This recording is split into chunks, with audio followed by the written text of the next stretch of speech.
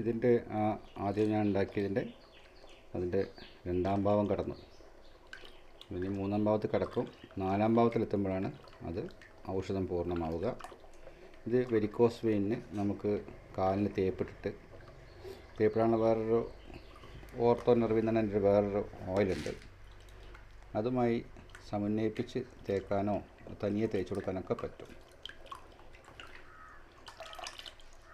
ഇത് നമുക്ക് joint pain, joint swelling ഇതിനൊക്കെ ഉപയോഗിക്കാൻ പറ്റും. മാത്രമല്ല ഈ ചെവി വേദന എടുക്കണമെങ്കിൽ ചെവിയുടെ പുറത്ത് കുറച്ച് തേച്ച് കൊടുക്കാം. തലവേദന ഉണ്ടെങ്കിൽ തലയുടെ സൈഡിൽ, ഈ നെറ്റിയുടെ സൈഡിൽ കുറച്ച് ആക്കി കൊടുക്കാം. അത് ലേശം വെറ്റിലയിൽ പുരട്ടിയിട്ട് വെറ്റിലയിൽ ഒട്ടിച്ചു കൊടുത്താൽ മതി. പിന്നെ കാൽമുട്ട് വേദന വീക്കുണ്ടെങ്കിൽ ആവണക്കിൻ്റെ ഇല വാട്ടിയിട്ട് അതിൽ ലേശം ഇത് പുരട്ടിയിട്ട് വെച്ച് കെട്ടി കൊടുക്കാം.